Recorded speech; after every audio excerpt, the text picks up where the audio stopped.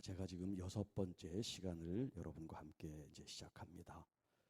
총 7개의 말씀을 여러분에게 드리기를 원하는데, 저에게 그 7가 중에서 다른 거 다 제하고 한 가지만 만약에 전한다면 어떤 말씀을 전하겠는가? 그렇게 하면 저는 지금 드리는 이 말씀을 얘기할 겁니다.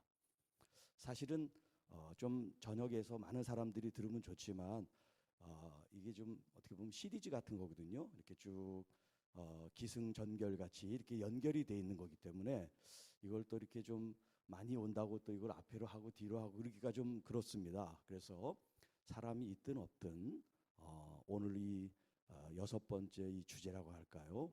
말씀이 육신이 된다고 하는 말씀, 또 그 말씀이 우리 안에 거한다는 것이 저로서는 다른 말씀도 다 중요하고 다 귀하지만 만약에 그 중에서 하나를 선택하라 그러면 만약에 이를 분해를 한다 그러면 이 말씀을 가지고 제가 전하고 싶다 그 말이에요. 그러니까 여기 오신 여러분들은 다른 분보다 더 큰 은혜가 있어야 됩니다. 할렐루야.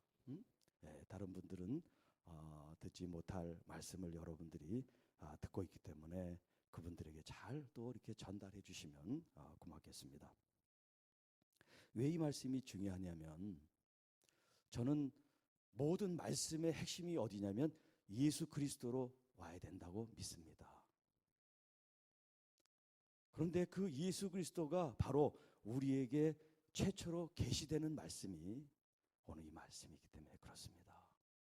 왜냐하면 우리는 티끌 같은 사람이기 때문에 그 지고하신 그 존귀한 하나님을 알 수가 없어요. 하나님이 우리에게 보여주시는 만큼만 볼 수가 있습니다. 그래서 구약 시대에는 그것을 비밀로 하셨어요. 그러나 예수 그리스도가 이 땅에 오심으로 그 비밀이 이제 공개가 되었습니다. 그러나 여전히 예수 그리스도를 하나님의 아들로 메시아로 인정하지 않는 유대인을 비롯한 많은 사람들에게는 여전히 예수님은 비밀에 쌓이신 분이죠. 그런데 여러분, 저와 여러분들은 하나님의 아들로 오신 예수님을 이렇게 믿고 그분을 찬양하고 그분의 신부들로 사랑하는 주님을 고백한다는 것이 이게 얼마나 놀라운 일인지 모릅니다.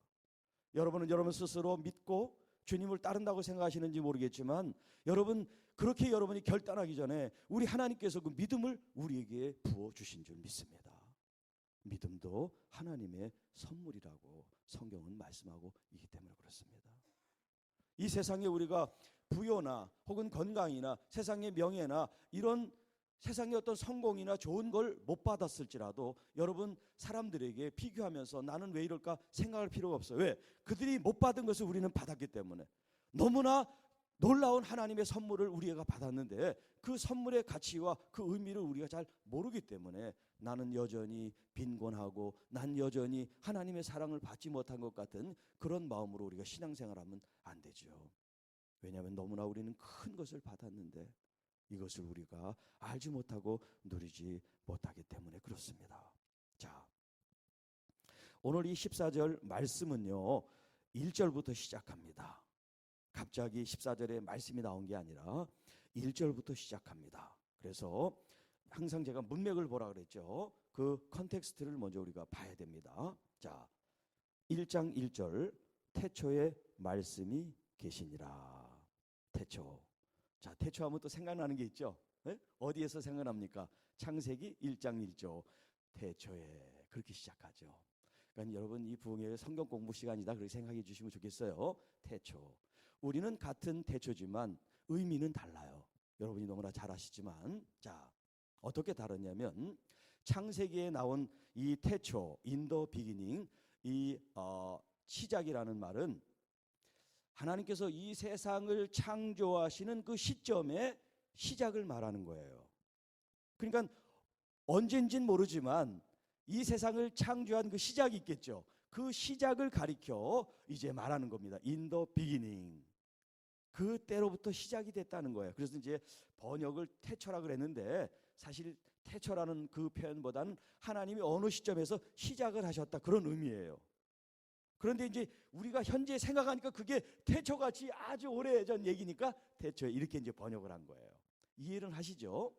자, 그런 이해를 이제 바탕으로 해서 여기 지금 요한복음에 있는 태초는 그거와 좀 달라요. 질적으로 달라요. 시간의 개념은 같지만 질적으로 의미가 달라요. 왜 그러냐면 여기 이 요한복음에 나온 이 태초라는 말은 창세기에 말한 그 태초보다 훨씬 이전의 어느 시점을 가리키고 있어요. 굉장히 좀 어려운 개념인데, 자, 제가 쉽게 말씀을 드리는 거예요.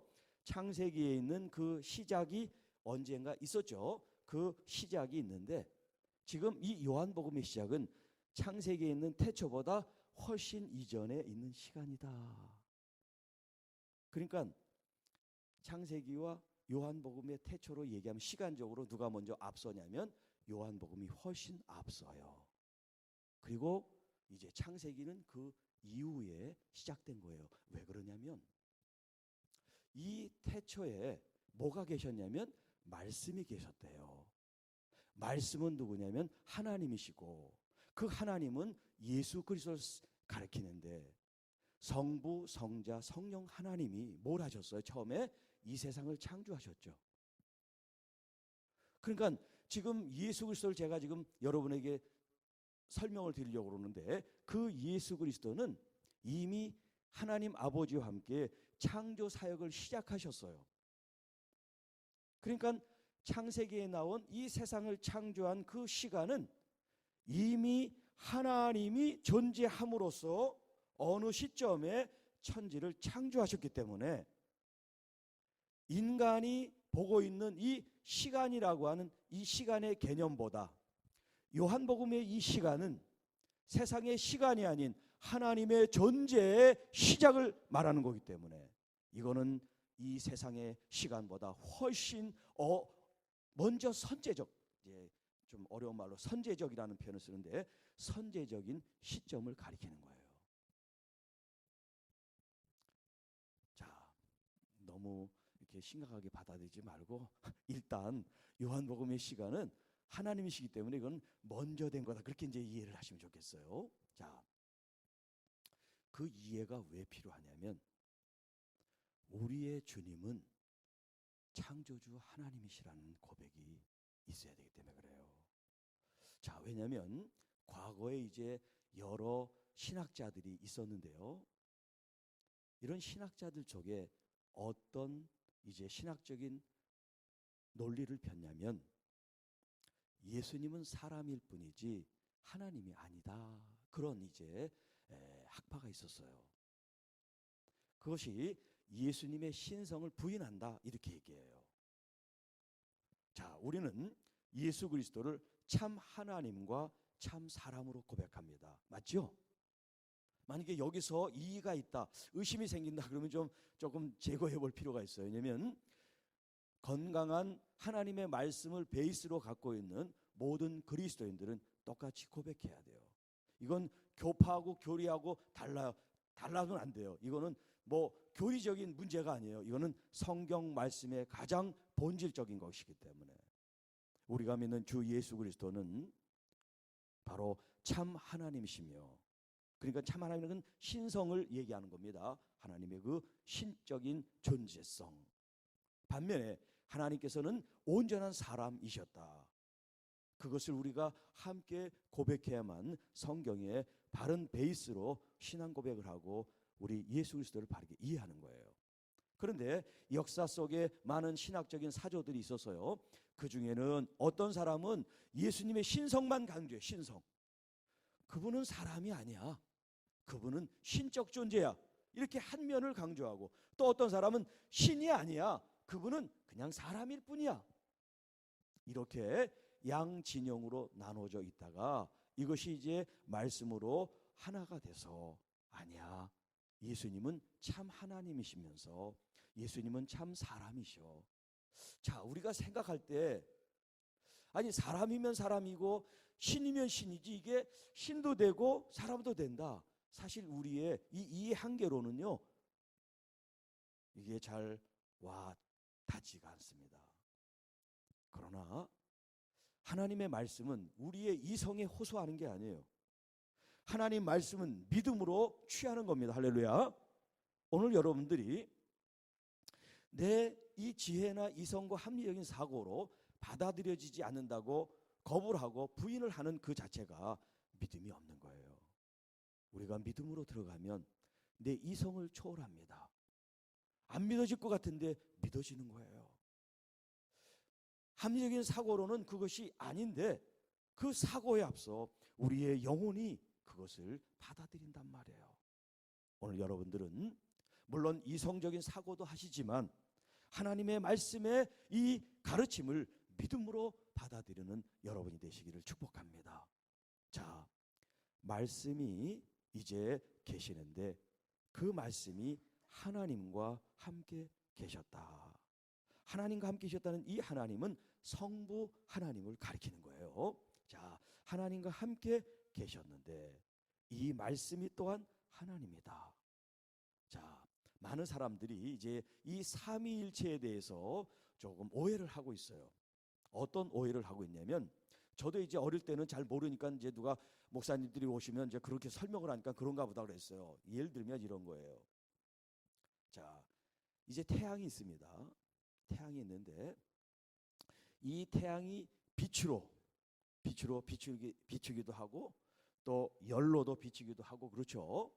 자, 그래서 한 태양이지만 어떤 때는 빛으로 어떤 때는 열로 뭐 하여튼 이렇게 한 대상이지만 그 기능이 다른 이런 설명을 들었어요. 제가 또 본인 자신을 얘기를 하면서 교회에서는 목사가 되고 집에서는 또 가장이 되고 또 어디 가면 뭐가 되고 한 사람이지만 이렇게 기능에 따라 다르다 이런 설명을 많이 들었어요. 제가 어릴 때 삼일체를 얘기하면서. 그러나 이 설명은요 신학적으로 보면 이거는 이단이라 그래요. 이단. 왜 그러냐면 이걸 양태론적 삼일체론이라고 그러는데 예수 그리스도는 하나님이 한 분 계셔가지고 어떤 때는 아버지로 나타났다가 어떤 때는 아들로 나타났다 어떤 때는 성령으로 나타나는 그런 기능적인 변화가 아니에요. 이걸 우리가 분명히 알아야 돼요. 하나님 아버지도 인격적인 분이시고 예수 그리스도 성자도 우리가 이제 표현을 성자라고 그래서 그렇지 예수 그리스도도 인격적인 하나님이시고 그리고 우리가 성령 하나님을 마치 은사나 능력이나 이렇게 그분의 기능으로 생각하는데 아닙니다. 그분도 온전한 인격적인 하나님이신 거예요. 그래서 삼위일체라고 하는 것은 성부, 성자, 성령 이 세 하나님의 존재가 하나 되기 때문에 삼위일체라 그러는 거예요. 그러니까 어떤 기능이나 어떤 상황이 바뀌면 이때는 아버지가 나타났다, 이때는 아들이 나타났다, 성령으로 역사는 그렇게 구분된 게 아니라 성부 하나님이 계시고 성자 하나님이 계시고 성령 하나님이 계신데 그분은 분리될 수 없는 나누일 수 없는 하나님이신 거죠. 그러니까 이게 우리 이성으로는 알 수가 없어요. 믿음의 눈이 영이 열려야 되는 겁니다. 그래서 유대인들이 그걸 반대해요. 왜냐하면 자기들은 유일신이라고 생각하거든요. 그러니까 예수님이 하나님일 수가 없는 거예요. 왜? 유일, 오직 하나, 한 분, 여호와 하나님만이 한 분이지 예수님도 하나님이다. 예수님을 아버지라고 하니까 신성 모독에 걸어서 예수님을 이제 처형하는 그런 일들이 벌어진 거죠. 또 모슬렘 같은 경우 이제 알라신을 믿는데 이 사람들도 우리는 삼신교라 그래. 삼신교. 우리는 성부, 성자, 성령 세 신을 믿는 삼신교라고 이 사람들이 우리를 그렇게 이해합니다. 여러분 우리는 삼신을 믿는 삼신교가 아니에요. 우리는 유일하신 한 하나님을 믿는데 그 하나님의 아들을 믿고 그가 보내신 성령님을 믿는 겁니다. 할렐루야. 네. 자, 여기 1절이 바로 그런 말씀이에요. 성부 하나님이 함께 계셨고 또 그 말씀이신 예수 그리스도는 누구냐면 바로 하나님이시라는 거예요. 자, 그가 태초에 하나님과 함께 계셨고 만물이 그로 말미암아 지은 바 되었으니 지은 것이 하나도 그가 없이 된 것이 없느니라. 지금 누구를 얘기를 하려고 그러냐면 예수 그리스도를 지금 얘기를 하려고 그러는데 그 예수님이 그 말씀이라고 하는 아직 예수님을 말하고 있지 않지만 말씀이라는 그 표현을 쓰고 있어요. 말씀이 이 세상과 함께 창조할 때 같이 계셨고 또 그 말씀이 생명인데 이것이 사람들의 빛이십니다.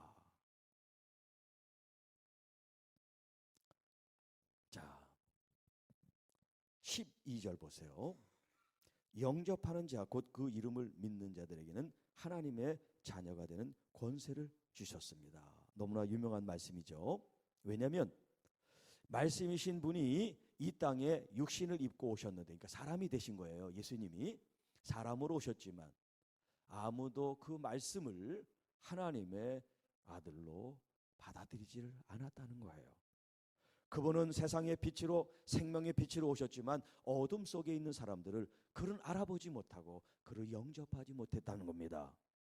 그러나 영접하는 그 사람은 하나님의 자녀가 되는 권세, 특권을 누리는 영광을 부여해 주셨다는 거예요.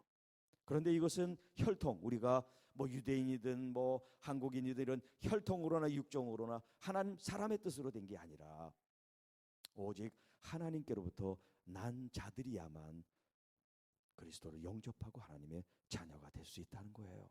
그런 관점에서 내가 예수님을 선택해서 믿는 게 아니에요. 하나님께서 여러분을 선택하시고 택정하시고 예정하사 여러분들이 예수 그리스도를 믿게 되니 여러분, 이것이 얼마나 이것이 놀라운 역사입니까? 지금 70몇 억 인구가 있잖아요.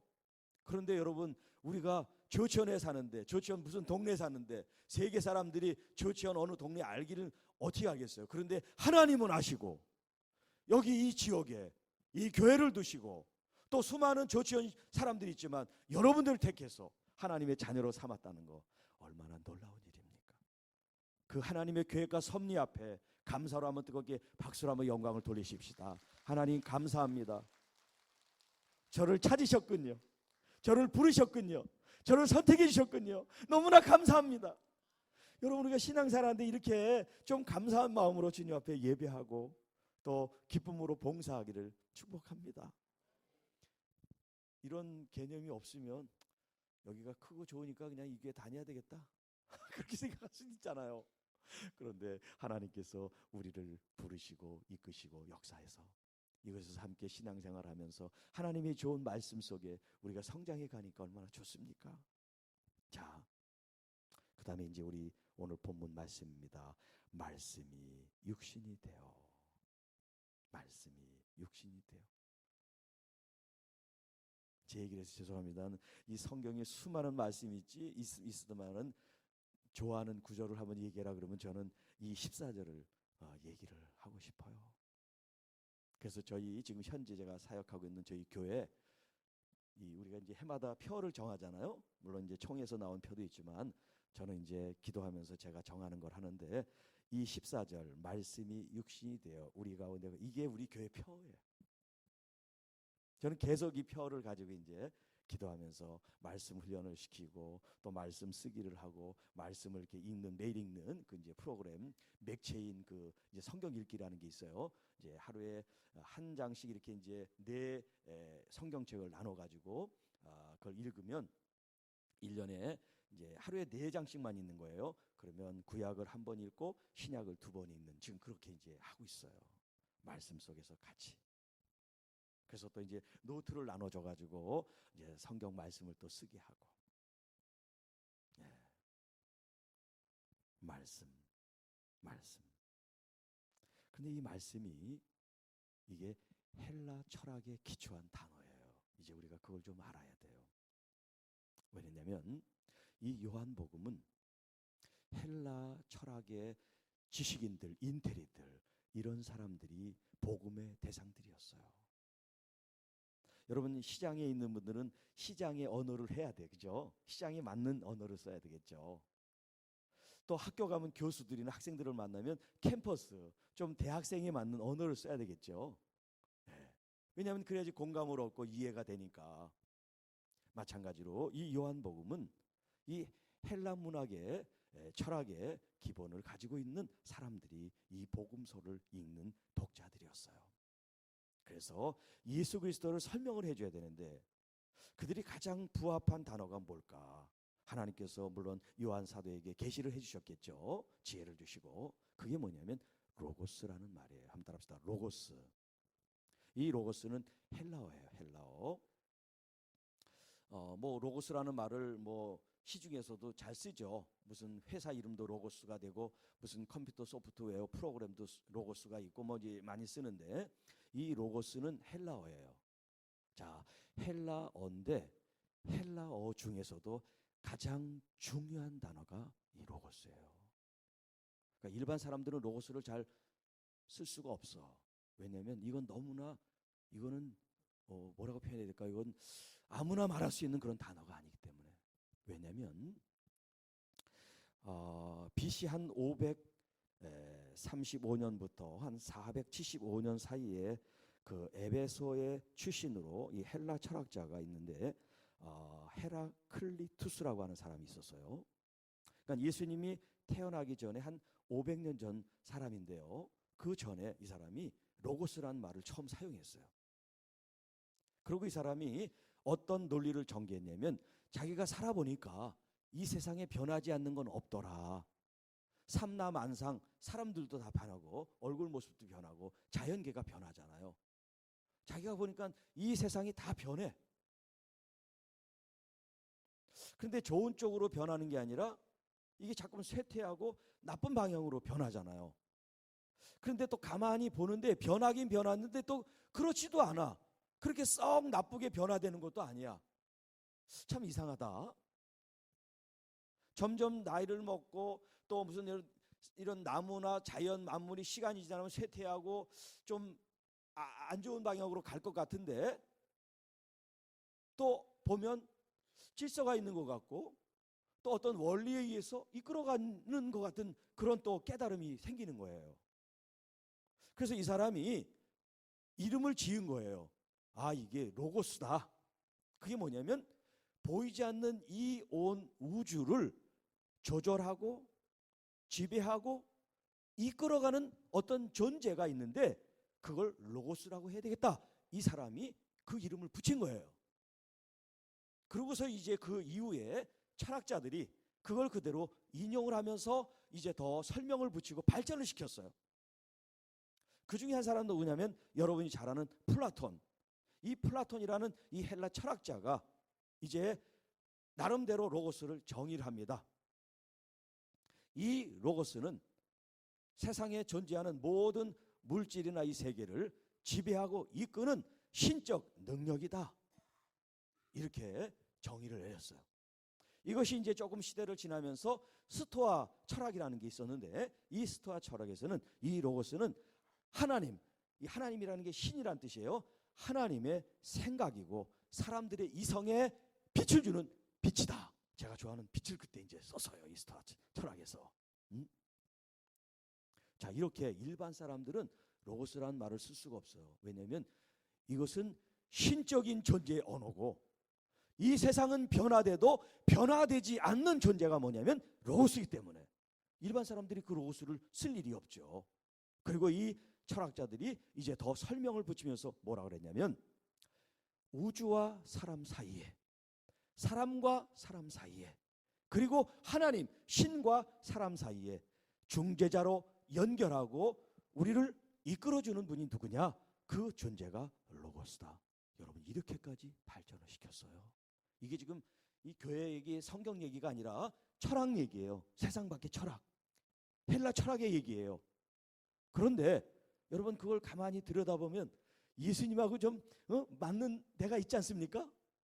하나님과 사람 사이에 주님께서 이 땅에 오셔서 마치 교량 역할을 하고 하나님과 우리 사이에 단절된 것을 예수 그리스도의 이 보혈로 십자가를 통해서 우리를 화목케 하셔서 하나님께 나가게 하신 예수님.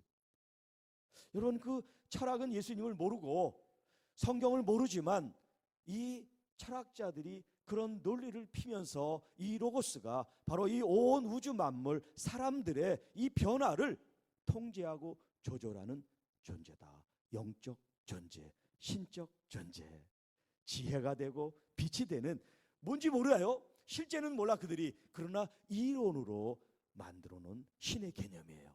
이걸 형이상학적 개념이라 그러죠. 자, 그런데 바로 이 요한이 성령의 감동을 받고 그 헬라 용어인 로고스를 그걸 차용했다 그래요. 우리가 빌려왔어요. 끌어당긴 거예요. 그래가지고 여기다가 이제 예수 그리스도라고 하는 이 이름과 인격과 삶을 결합을 시켰어요.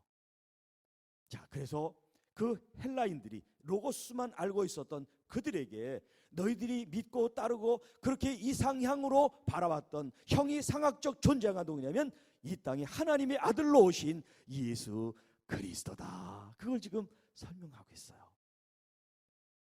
자, 이 말씀이 로고스인데, 자, 이제 헬라 사람들이 충격을 받는 부분이 뭐냐면 이 로고스 말씀은 실체가 없는, 우리처럼 실제가 없는 거예요. 왜냐하면 이것은 하나의 상상으로 만든 존재이기 때문에. 그런데 그 존재가 육신이 됐대요. 육신, 사룩스. 이것은 사람을 가리키는 거예요. 사람의 몸을 입었다는 거예요. 여기서 이제 헬라 철학자들이 기절하는 거죠. 이런 논리가 없는데, 이제까지 그런 논리를 핀 사람이 없는데 이게 어떻게 가능하지? 우리는 그동안 이상향으로 바라보고 신적 존재로 여긴 그 이 세상을 만물을 조절하고 통제하는 그 존재가 사람이 됐대. 오늘 이 본문이 그것을 지금 출사표를 던지듯이 너희들은 그렇게만 알고 있지만 그 말씀인 로고스가 이 땅에 사람으로 오셨어. 그러니까 모르는 걸 지금 가르쳐 주는 거예요. 이 요한이. 그 육신이 되어 그 다음 우리 가운데 거하심에. 제가 이제 이 말씀을 아까 좋아한다고 그랬는데 말씀을 이제 계속 제가 이 말씀을 묵상하고 하는 게 뭐냐면 바로 우리 가운데 거하심이에요. 우리 가운데 거하신다. 제가 이제 말씀을 깊이 연구하지 못할 때는 왜냐하면 이 요한복음에 보면 너희는 내 안에 거하라 이 말씀이 많이 나오잖아요. 그러니까 예수님 안에 거한다는 믿음 생활한다는 걸로 이제 그렇게 생각을 했어요. 좀 얕은 생각이었죠. 그런데 하나님께서 이 말씀을 집중하게 하면서 눈을 뜨게 한 부분이 뭐냐면 이 거한다는 단어예요. 이 거한다는 단어. 이 거한다는 단어가 어떤 의미로 중요하냐면 그냥 그 단어로 그냥 풀이를 한다면 천막을 치고 거처를 삼고 그냥 리빙 살아간다 이런 단순한 뜻이 있어요. 이 단어 자체면 보면. 그런데 그 뜻만 있는 것이 아니라 이제 제가 신약을 보면 구약에 있는 말씀을 자꾸 서로 연결을 하라 그랬죠. 자, 이 말씀이 이제 구약의 그 개념으로 보면 그 모세를 통해서 하나님이 성막을 짓게 하시죠. 그 성막에 거하는 걸 갖다가 근데 성막에 거하는 사람이 누구예요? 하나님이시죠. 하나님이 거주하는 곳이 어디냐면 성막, 성전이잖아요. 그러니까 하나님이 거하신다는 모세는 하나님을 뵈러 들어갔다 나올 뿐이지 거주하는 사람이 아니에요. 누구도 성막에 거주하는 사람은 없어요. 더군다나 성소를 지나 지성소는요 1년에 한 반차를 따라 하나님을 만나는 그러니까 자기 대제사장의 죄와 백성의 죄를 대속하기 위해서 들어갈 뿐이지 그 지성소에는 아무도 들어갈 수가 없어요. 성소는 이 제사장들이 구별돼서 반차를 따라서 매일 상번제 하반제 드릴 때 분향을 하긴 했어요. 그런데 휘장만 열면 지성소인데 그 성소에는 들어갈 수가 없어요. 밖에까지는 등잔이 있어가지고 불을 밝혀요. 성소에서는. 그러나 이 지성소 안에는 거기는 불이 없어요. 휘장으로 완전히 둘러쳐서 거기는 어두컴컴합니다. 왜냐하면 하나님 자신이 빛이시니까 또 다른 빛이 필요 있어 없어? 필요 없는 거죠. 빛은 우리한테나 필요한 것이지 하나님 자신이 빛인데 또 다른 빛이 뭐가 필요하겠어요? 우리 때문에 빛이 필요한 거지. 자, 오늘 이 요한복음에 있는 거한다가 단순히 거기에 거주한다는 그런 개념을 뛰어넘어 우리에게 무엇을 주냐면 바로 예수 그리스도께서 사람이 되셔서 이 땅에 오셨는데 그분이 우리 가운데 거한다는 것은 뭐냐면 우리로 하여금 성막을 치고 주님께서 우리 안에 거하신다는 그런 개념이에요. 자, 하나님께서 성전, 성막에 계신다는 것은 뭘 말하냐면, 제가 이제 어제도 얘기했지만 하나님의 임재, 한번 따라합시다. 하나님의 임재. 네, 하나님의 임재를 의미하는 거예요. 하나님께서 성막에 계시면 다른 곳에 그러면 계시지 않고 하늘 아래 안 계신가? 그게 아니라 하나님은 어디에나 계시지만 하나님이 구별된 그곳에 계신단 말이에요. 구별된. 그러니까 거룩한 성막이 뭡니까? 이 하기온이라고 하는 말이 구별됐다는 말이잖아요.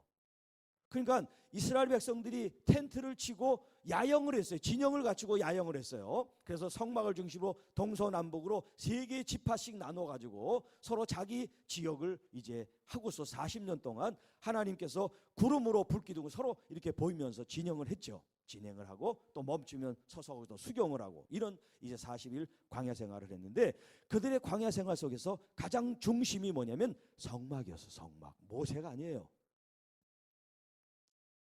성막이에요. 왜? 거기에 하나님의 임재가 있기 때문에.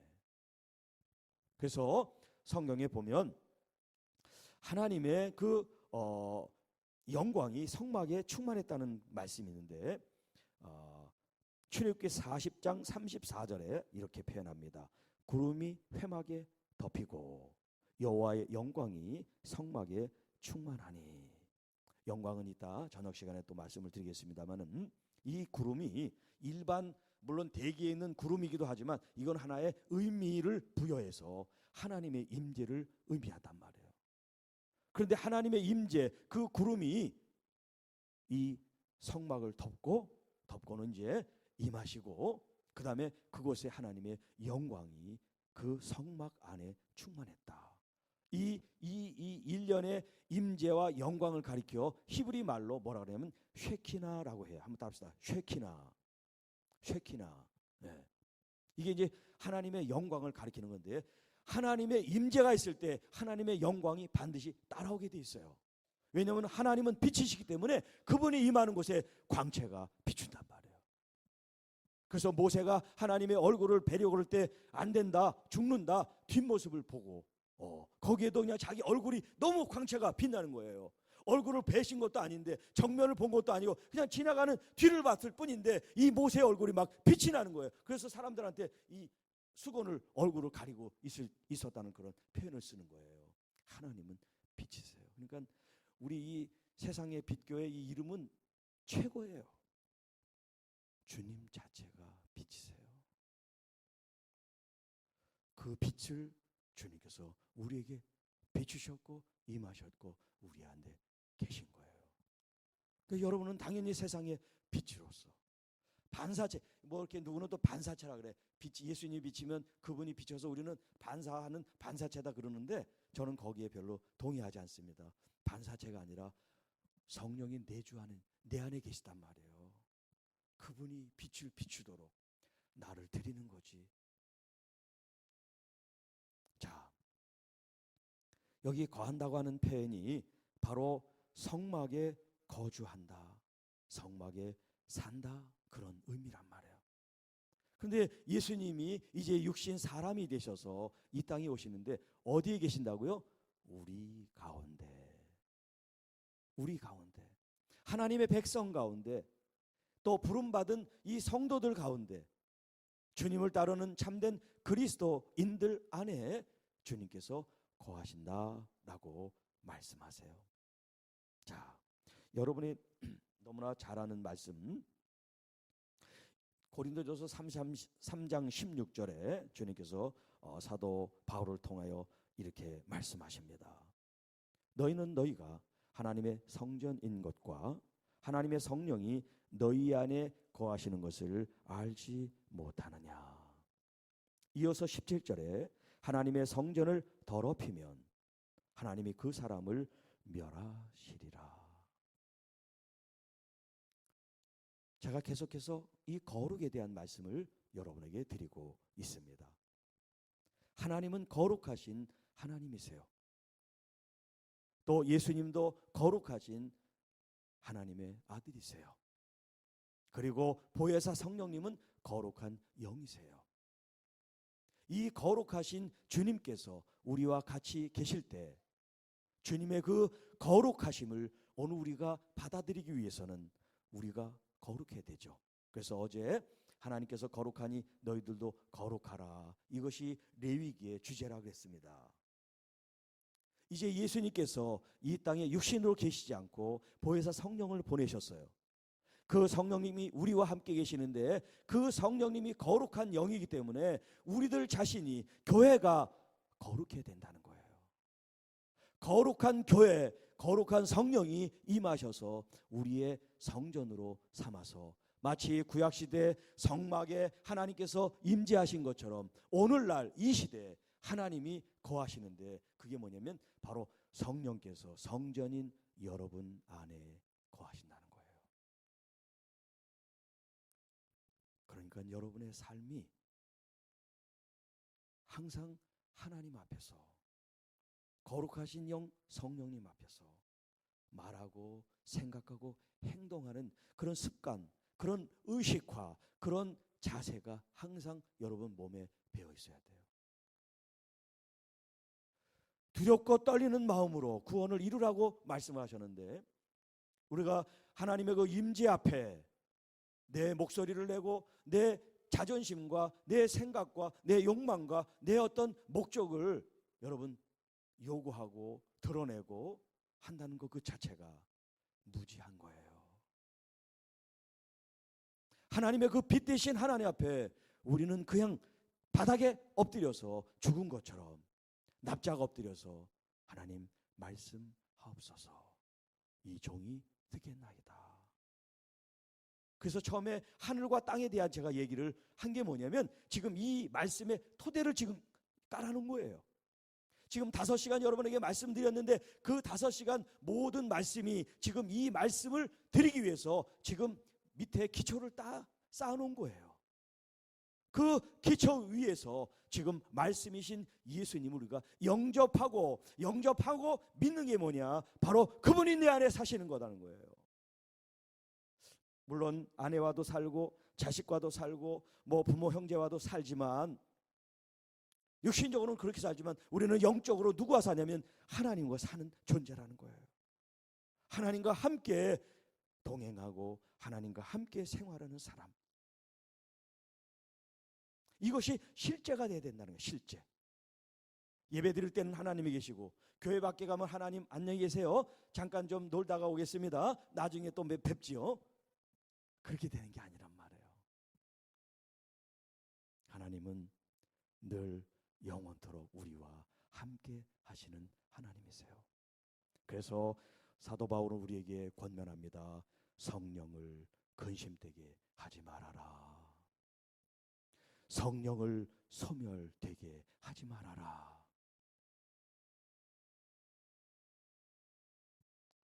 그래서 예수님께서나 성령님께서 로마에서에 보면 우리를 위해서 너무나 안타까워서, 우리가 어떤 존재인지, 지금 어떻게 살아야 되는지 정말 우리가 도무지 알지 못해서 내 안에 계신 성령님이 탄식하면서 하나님 보좌에서 지금도 중보하시는 예수님이 우리를 위해서 기도하신다는 거예요. 말할 수 없는 탄식으로. 이렇게 살면 안 돼. 이런 말하면 안 돼. 이런 생각으로 살면 안 돼. 돌아와. 슈브, 돌아와. 예수 그리스도의 심장을 가지고 예수 그리스도의 마음을 품고 사람들을 사랑하고 축복해야 돼. 돌에 맞아 죽을지언정 하나님 저들이 하는 일을 모릅니다. 저들을 용서해 주세요. 저는 이 육신은 죽어도 내 영혼은 나를 하늘나라에서 응원하신 우리 주님께 갈 줄을 믿습니다. 비록 내 육신은 깨어지고 피를 흘리고 죽지만 내 영혼은 자유를 얻으니 감사합니다. 여러분, 우리의 가치가 이 땅의 가치가 아니라 하늘나라의 가치를 두고 하나님 앞에 나갈 때 이 세상이 조금 못 살면 어때요? 조금 힘들으면 어때요? 여러분, 이 세상 이 장막을 벗을 날이 있을 텐데 우리가 100년을 산다 할지라도 여러분, 하늘나라에서 하나님 앞에 영원하게 사는 것과 비교할 수가 있겠습니까? 사실 영혼에 비하면 100년도 잠깐이고 순간인데요, 우리가 이 시대 우리 주님과 함께 있다는 그 자체만으로도 감사하고 행복한 믿음의 여정이 되시기를 축복합니다. 최고의 보배이신 우리 주님이 성령으로 내 안에 계신데 여러분 또 어디 가서 돈을 꾸고 어디 가서 돈을 빌리겠습니까? 내 안에 계신 우리 성령 하나님, 우리 주님께 여러분의 모든 마음과 생각을 아릴 때 우리 주님이 역사하실 줄로 믿습니다. 자, 아까 읽었던 17절에 하나님의 성전은 거룩한데 그 성전을 더럽히면 어떻게 됩니까? 하나님께서 그 사람을 멸하시리라. 멸하시리라. 오늘날 우리 목회자들이나 사역자들이나 부흥사들이 하지 못하는 말이 있는데 뭐냐면 이게 저주예요. 여러분 이런 성의하면서 저주를 하면 어떡합니까? 다 축복을 해야지. 또 축복 성애고. 그런데 엄밀하게 얘기하면 이 축복이라고 하는 것은 저주를 뛰어넘어야 축복이 있는 거예요. 어둠을 뛰어넘어야 빛이 오는 거예요. 근데 그 삶은 변화되지 않고 어둠 속에 있으면서 자꾸 축복을 달라고 빛을 달라니까 이게 안 되는 거예요. 이게 부딪히는 거예요. 그래서 철저한 회개가 필요한 것이고요. 하나님 말씀으로 돌아오는 그 작업이 돼야 그리하면이라고 그러지. 그리하면 하나님께서 싸울 것이 없도록 복을 부어주시는 것이 그리하면이에요. 하나님 말씀을 따르는 것이 먼저 우선순위잖아요. 오죽하면 주님 말씀하십니다. 그의 나라와 그의 의를 먼저 구하라. 그리하면 이 모든 것들을 더하여 주시리라. 할렐루야.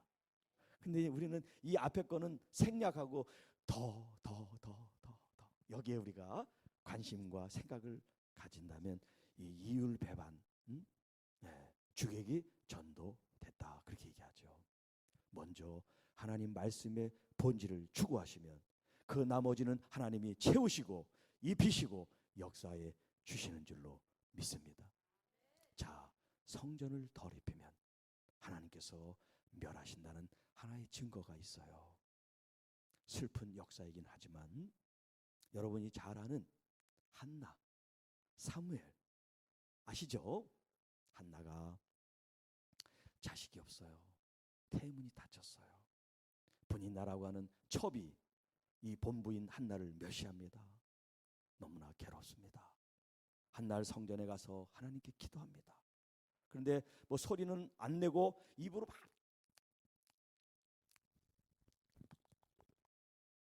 이 엘리가 나이 들어서 가만히 보니까 저 옆에 내가 술이 취해가지고 저기 아침부터 와가지고 저녁까지 저기 있구나 그렇게 생각을 한 거예요.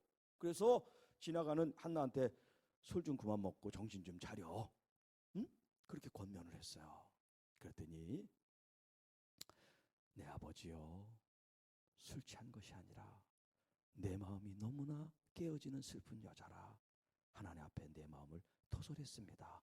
성경 그대로는 아니에요. 목사님이 왜 저렇게 또 성경 틀리게 얘기하나 그렇게 하지 마세요. 제가 그것을 해석해 드리는 거예요. 그래서 네가 기도한 대로 하나님이 응답해 주실 거야. 그리고 집에 가서 부부관계를 맺고 정말 임신이 됐어요. 그런데 기도할 때 한나가 하나님께 서원을 합니다. 하나님 아들을 주시면 어릴 때부터 하나님께 나시린으로 하나님 그 아들을 하나님께 드리겠습니다. 그래서 젖이 되면 이 어린 사무엘이 하나님께 들려줘요.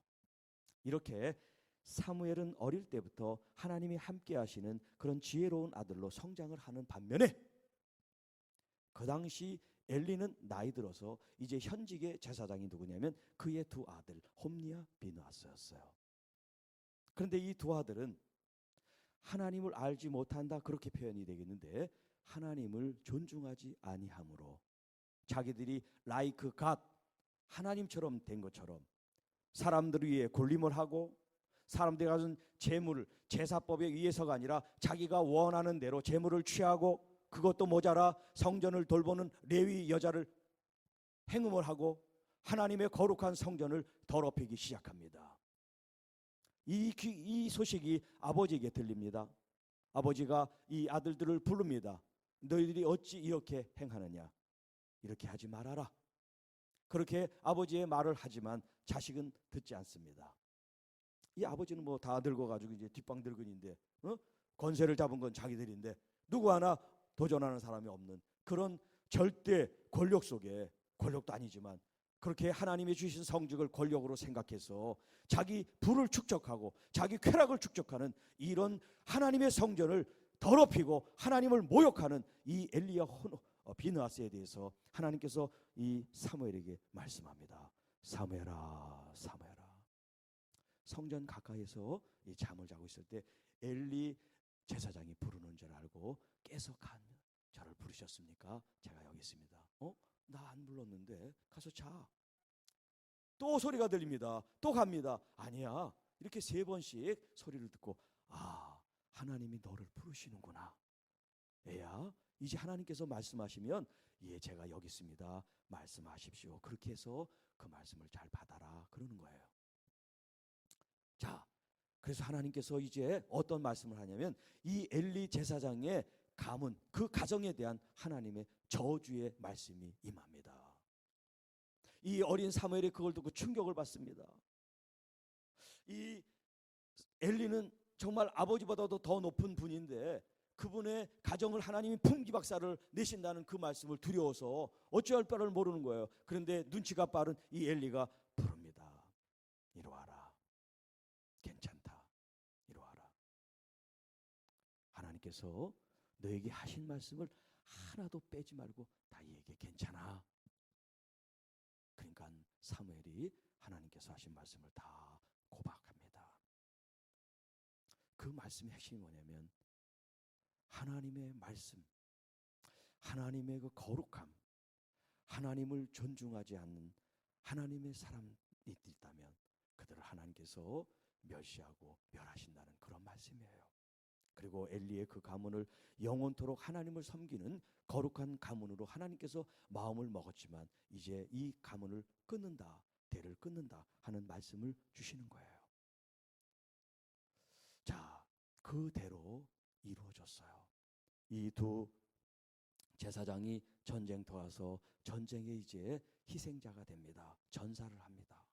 그 슬픈 소식을 듣게 된 이 아버지가 흔들 의자같이 이렇게 있다가 옆으로 넘어져서 목이 부러지고 죽습니다.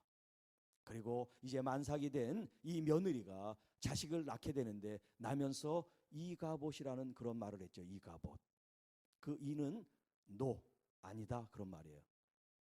가보트라고 하는 카보드가 영광이 되지. 이제 제가 저녁 시간에 얘기하겠습니다. 카보드, 영광이 없어졌다.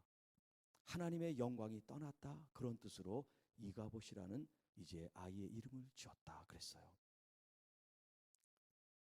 하나님의 성전을 더럽힐 때 그것은 하나님을 더럽히는 거예요. 그것은 하나님을 모욕하는 거예요. 그것은 하나님을 멸시하는 거예요. 그렇기 때문에 하나님께서 회개하고 돌아오면 용서를 하시지만 아버지가 그렇게 권면을 하고 아버지의 그 걱정스러운 음성을 들었다면 아버지 죄송합니다. 잘못했습니다. 이제부터라도 하나님 앞에 바르게 제사장 직무를 수행하겠습니다. 그랬다면 하나님께서 계획하신 대로 그 가문에서 영원토록 제사장 그 직분을 수행할 수 있었지만 그 두 아들은 아버지의 말을 듣지 않았다 그랬습니다. 여기 자녀들이 계신데 여러분 부모님들이 죄를 지라고 하는 말 이외에는 다 순종하시기를 바랍니다. 그리고 우리 다음 세대 자녀들에게도 이 순종을 꼭 가르치시기 바랍니다. 부모님이 배움이 적더라도 상관이 없어요. 부모는 부모님입니다. 하나님은 하나님입니다. 무슨 지식으로 우리가 섬기고 효도를 해야 되는 게 아니에요. 그분이 우리 자식들이 꼭 잘해야만 부모의 도리를 다했기 때문에 우리가 효도하는 게 아니에요. 부모는 부모 자신으로서 효도를 해야 되는 것이 자식의 도리예요. 제가 첫 시간에도 얘기했지만 저는 아버지를 굉장히 두려워했다 그랬어요. 아버지가 저를 무슨 폭행하고 무슨 심하게 구타하고 날마다 무슨 그런 술을 먹고 와서 하시는 분이 아니에요. 담배는 폈지만 술은 안 하시는 분이에요. 항상 온화하고 이렇게 자식들을 위해서 희생하시는 그런 한국의 보통 아버지상을 가지고 계셨어요. 그런데 저는 제 마음속에 그 딱이 한 대 맞은 것 때문에 아버지에 대한 이 두려움, 거부감이 이제 심어졌던 거죠. 그리고 돌이켜보면 아버님이 이 아들을 얼마나 사랑했는지를 제가 알아요. 그런데 그때는 그걸 생각을 못한 거예요. 섭섭하고 좋지 않은 거 그런 것만 생각한 거예요. 그러니까 아버지에 대한 이런 깊은 효도와 사랑의 마음이 우러날 수가 없었던 거죠. 그런데 아버님이 돌아가시고 후회하면 무슨 소용이 있겠어요. 살아 계실 때 우리가 잘 모셔야죠. 그러니까 육신의 부모님이 떠나셔도 여기 교회 어른들은 다 부모님이라고 생각하고 목회자들은 다 어른처럼 생각하고 여러분이 공경하시기를 바랍니다.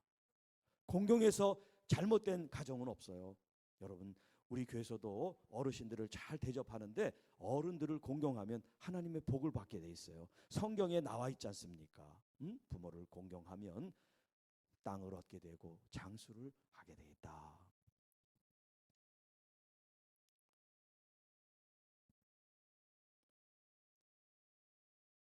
로마서 12장 1절 우리가 계속해서 말씀합니다면 너희 몸을 하나님의 기뻐하시는 거룩한 산 제물로 드려라.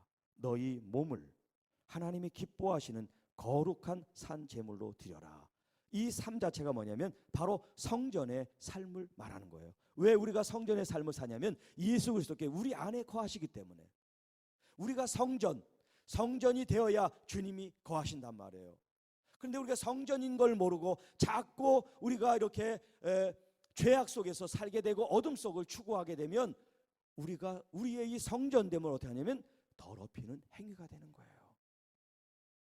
그렇기 때문에 우리가 회개해야 되는 것이 뭐냐면 이런 부분을 우리가 분별해서 내가 지금 성전의 삶을 살고 있나, 성전으로서 거룩하신 영 성령님을 모시는 그런 삶으로 합당한가, 나를 자꾸 돌아보면서 남의 들보가 아니라 내 티를 발견해서 자꾸 끄집어내는 작업을 해야 되겠죠. 그래서 회개를 두 가지로 크게 얘기합니다. 하나는 복음적 회개, 하나는 성화적 회개라고 얘기해요. 복음적 회개라는 것은 예수 그리스도를 여러분이 처음 영접할 때 여러분의 원죄나 여러분의 모든 죄를 하나님 앞에 토설해서 예수 그리스도를 나의 구주로 나의 삶의 주인으로 영접하는 그 회개를 우리는 복음적 회개라고 그래요.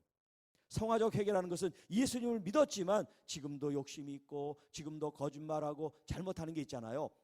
그런 죄들을 우리가 거룩한, 처음 시간에 얘기했죠. 우리의 지금 이 신앙의 여죽은 sanctification, 거룩함으로 나간다고 말씀드렸죠. 그런 거룩한 여정을 향해서 가는데 우리가 여전히 죄성을 가지고 있기 때문에 짓는 그 죄를 낱낱이 하나님께 회개하는 것, 그걸 성화적 회개라고 하는 거죠.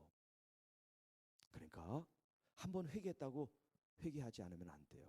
구원파는 회개를 가르치지 않습니다. 구원받았는데 무슨 회개할 필요가 있어? 그러니까 거기서 신학적인 오류를 자꾸 양산해내는 거죠.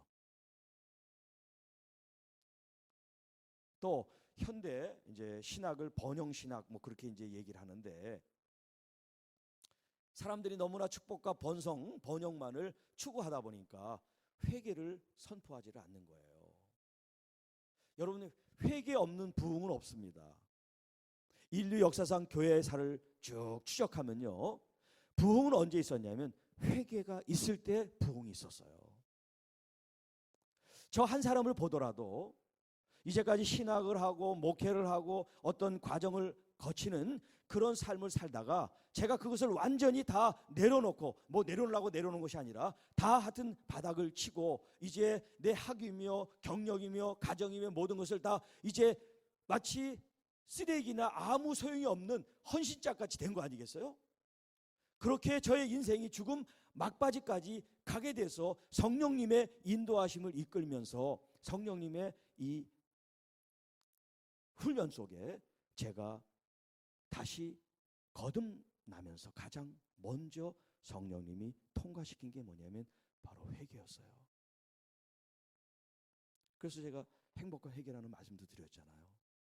이런 일련의 회개의 이 거룩한 자기를 쥐어짜는 이런 과정이 통과돼야만 하나님의 영적인 부흥이 임하는 거예요. 성령님의 은사와 능력이 임하고, 자, 한번 그렇게 회개하니까 능력이 있으니까 자기가 이제 만약에 능력자처럼 사람들한테 말이야 그 능력을 나눠주시 받아라 어째라 막 이렇게 하고 또 헌금을 하면서 제대로 해가지고 헌금에 봉투 해가지고 갖고 와서 기도를 받아야지 그냥 맨입에 하면 안 돼. 이런 식으로 만약에 한다면 라이크 갓처럼 성령님은 그동안 많은 인류 역사상 사역자들, 치유의 신유 능력자들 이런 사람들이 많이 왔지만 왔다가 연기처럼 없어지고 사라진 사람들이 많이 있어요. 왜 그럴까요? 초심을 잃었기 때문에, 겸손하지 못하기 때문에, 마치 성령이 자기인 것처럼 자기가 나눠주고 자기가 행하는 것처럼 주여 주여 주의 이름으로 귀신도 쫓고 선지자 노릇도 하고 능력도 행하지 않았습니까? 이런 거짓 선지자가 돼버린 거라는 거죠. 우리 주님께서 거저 받았으니 거저 주어라. 여러분, 사실 우리가 있는 거 이거 다 내 거 아니에요. 여러분이 물론 수고해서 뭐 월급도 받고 무슨 뭐 저축도 하고 뭐 이렇게 일구는 것 같지만 다 하나님이 주신 것입니다. 그러니까 이건 뭐냐면 다 하나님 거예요. 그래서 우리는 청직이라는 그런 스튜어디스십이라는 것은 뭐냐면 청직이 됨이 뭡니까? 하나님의 것을 내가 맡아서 관리하는데 누구 뜻대로? 아버지의 뜻대로, 아버지의 생각대로 내가 가지고 있는 이 재정도 그렇고 건강도 그렇고 시간도 그렇고 자녀도 그렇고 우리의 모든 비전도 사역도 주님의 것인데 관리자로서 기도하면서 하나님의 뜻에 맞춰 내가 순종하는 것이지요.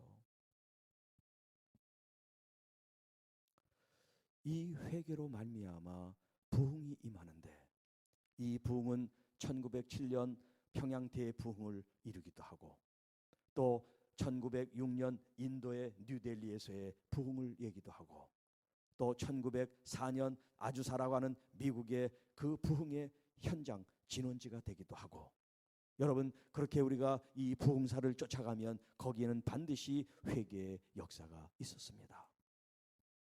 처음은 물론 우리가 회개를 해요.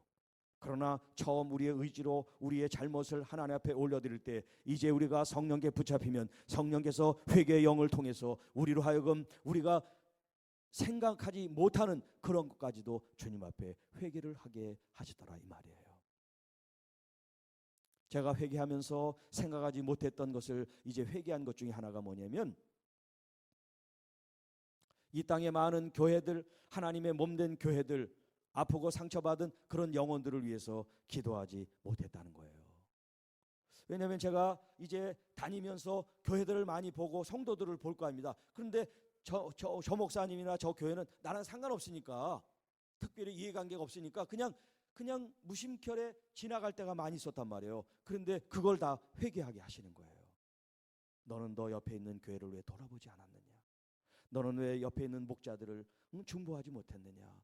그런 마음의 가책, 양심의 찔림을 주시는 거예요. 그래서 이제 산기도를 하면서 밖에 나와서 지나다닐 때 교회들을 보잖아요. 지하교회도 있고 상가교회도 있고 건물교회도 보는데 옛날에는 그냥 교회가 있구나 하고 그냥 무심결에 다 지났는데 그 이후부터는 하나님께서 기도하게 하십니다. 저는 교회가 없고 또 가정이 이제 이루어지지 않은 호롤단신인데 하나님께서 그렇게 기도하게 하시는 거예요. 하나님 저 지하에서 저렇게 하나님을 위해서 애쓰고 힘쓰는 목자 성도들이 몇이라도 있을 텐데 하나님 저들을 긍휼히 여기시고 하나님 은혜를 부어주십시오. 한 번은 이제 어느 지하교회를 제가 이제 무슨 목적이 있어서가 아니라 그냥 한번 들려서 기도하고 싶어서. 그런데 이제 그 목사님이 그 이제 사무실을 갖다 커튼을 치고 이렇게 계시더라고요. 커튼을 치고 혼자 이렇게 컴퓨터를 하면서. 근데 그 모습을 제가 보면서 얼마나 참 그 외롭고 측은하고 뭔가 이렇게 좀 그런 표현할 수 없는 그 마음을 이렇게 느꼈어요. 그래서 왜 오셨냐 그래서 제가 잠깐 지나가다가 기도하러 왔습니다. 잠깐 기도하고 가겠습니다. 아유 기도하시라고 목사라는 얘기는 안 하고 그냥 잠시 앉아서 기도하고 축복하고 오기도 하고 그랬어요. 여러분 예수 그리스도의 사랑이 임하면 나를 넘어서 다른 사람을 보게 하십니다. 보지 않을래도 보겨요. 한번 제가 이제 이 좀 생활이 어렵잖아요. 그런 게 다 끊어진 상태니까. 그런데 어느 목사님이 저를 축복하면서 10만 원을 줬어요. 여러분 그때 10만 원 저한테 한 100만 원 같은 그런 가치가 있는 건데 그 10만 원을 어떻게 쓸까 그렇게 이제 생각을 하고 있었는데 하나님께서 어떤 마음을 주시냐면 얘야 너도 너보다 더 어려운 사람이 있을 거야. 그 사람에게 나눠줘라. 하루도 안 돼서 어떤 사람을 만났는데 그 사람은 나보다 더 어려워. 목사님, 이게 얼마 안 되지만 이거 가지고 힘내세요. 나는 굶고 아무것도 지금 못 먹는 그런 때지만 이거 있으면 며칠 먹고 좀 편안할 수 있지만 이걸 다 그분에게 드렸어요. 하나님이 내 안에서 또 굶어서 금식하면 되잖아. 내가 있는데 무슨 걱정이야. 그렇죠. 안 먹으면 되니까. 그렇게 생각하면서 물질이 오면 물질을 나누고 기도 요청을 받으면 기도를 해주고, 목회를 할 때는 내 성도들이지만, 내 아픈 성도들이지만 내가 아픈 것이 그렇게 정말 절실히 기도를 못했어요. 그런데 성도들이 더 떠나가고 아내와 헤어지고 아무도 없는 가운데 성령의 인도함을 받고 사람들을 만나면 그 사람의 아픔이 내 아픔이 되는 거예요. 그 사람의 고통이 내 고통이 되는 거예요. 그래서 하나님께서 그들을 축복하게 하십니다. 내 안에 계신 성령님이 때로는 그 상대방을 보면서 탄식을 하시고, 내 안에 계신 성령님이 그를 위로해 주라고 그러시고, 내 안에 계신 성령님이 기름 부으라고 하시고, 그래서 제 마음대로 사역하는 것이 아니라 제 마음속에 그렇게 사인을 주시고 감동을 주실 때 제가 기도해드리고 축복하고 선포를 합니다. 여러분 모두가 드리는 기도가 천상의 기도죠. 왜냐하면 우리 안에 천상의 주신 주님이 계시니까요. 그걸 여러분들이 믿고 기도하는 거하고, 나는 변두리야, 저 언저리야, 아무것도 아니야, 그렇게 자존심이 낮은 상태로 여러분의 신앙생활을 하고 기도를 하는 것 자체가 뭐냐면 그렇게 하나님의 능력과 하나님의 기름 부음을 낮추는 거라는 거죠. 제가 교만해서 그러는 게 아니고, 우리가 실제 하나님을 높이는 마음을 가질 때 내 영혼은 낮아지지만 하나님을 높이는 거, 나는 땅에 있고 특길이지만 하나님은 하늘에 계신 하나님을 더욱 높여드릴 때 오늘 여러분도 하나님의 그 기름 부음과 그 성령의 역사와 능력이 여러분에게 임한다는 것이에요. 이것이 바로 육신이 되신 우리 주님이 우리 가운데 말씀으로 임하시고 그 말씀이신 주님이 성령으로 우리와 함께 하신다는 말씀입니다. 이제 한 가지만 더 말씀을 드리고 정리를 하겠습니다. 자, 요한복음 15장을 좀 빨리 한번 찾아보겠습니다. 마태복음 찾았으니까 뒤로 넘겨서 요한복음 15장.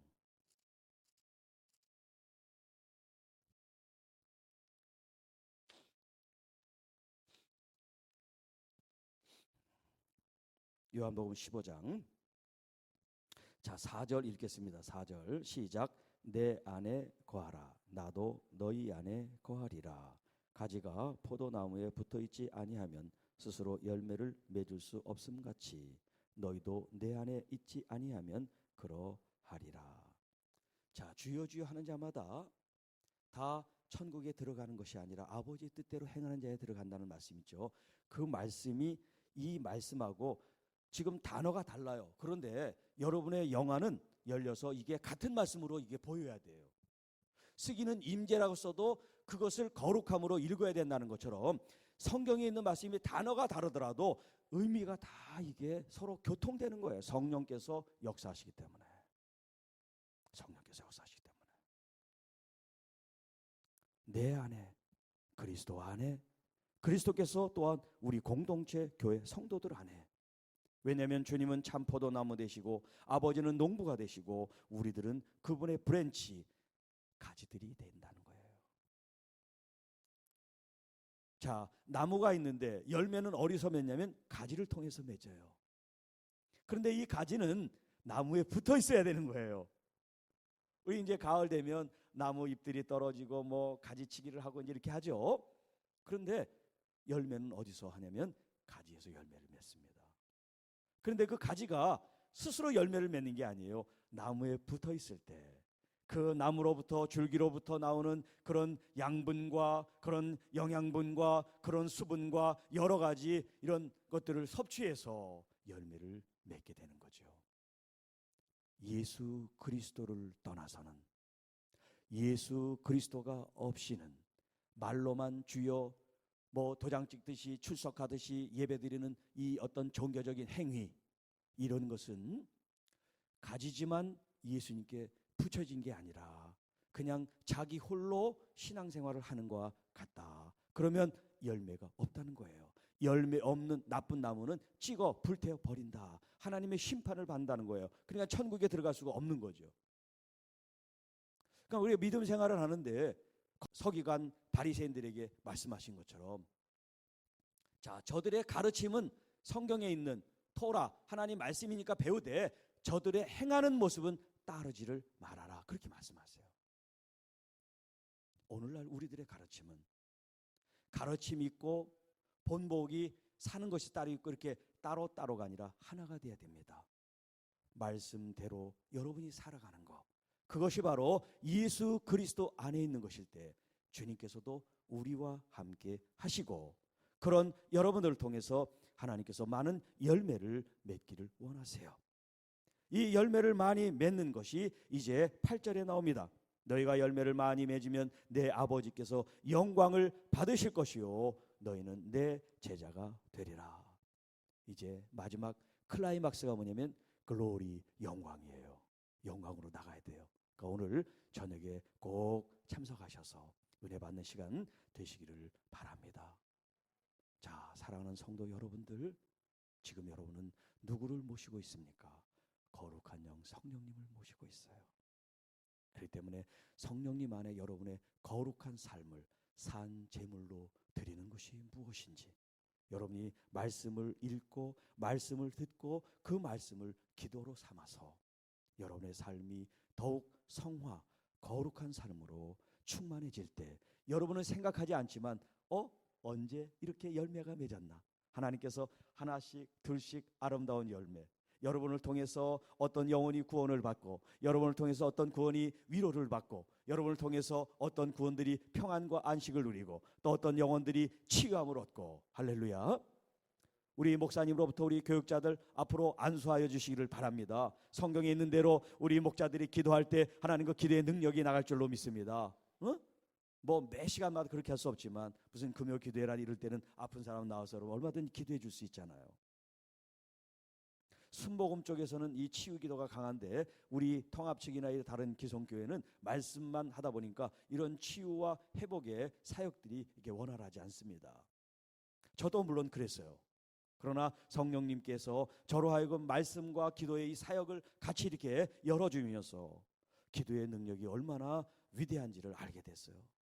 왜냐하면 지금 아픈 사람한테 말씀을 자꾸 얘기하면 그 사람이 들어오지 않습니다. 지금 몸이 약하고 또 마음이 약하니까. 그러니까 빨리 치료가 필요한 거예요. 그렇게 치료가 필요해서 회복이 되면 하나님 말씀이 들어가게 되죠. 마치 지금 배고파서 지금 빵이 필요한 사람들한테 빵 얘기하지 말고 복음, 진리, 이 좋은 걸 전해줘야지.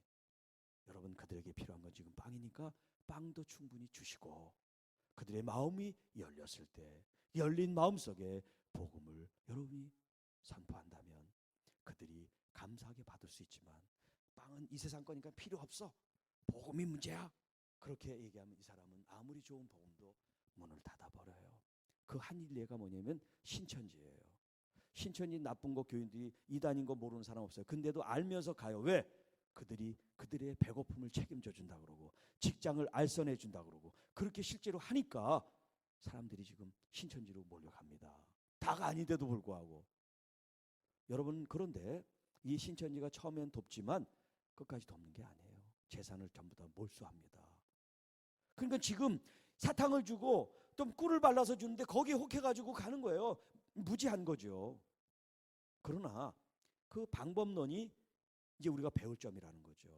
사람들의 마음을 열 수 있도록 하는 것은 그들의 마음에, 그들의 지금 환경에 필요한 것들을 우리가, 그렇다고 돈을 다 나눠주고 무슨 돈을 하라는 얘기가 아니에요. 제 얘기는 그들의 마음이 어떤지를 먼저 잘 살피라는 거죠. 그리고서 정말 거기에 필요한 대안이 돈과 물질과 이 세상의 직장, 취업이 아니라 예수 그리스도라는 거.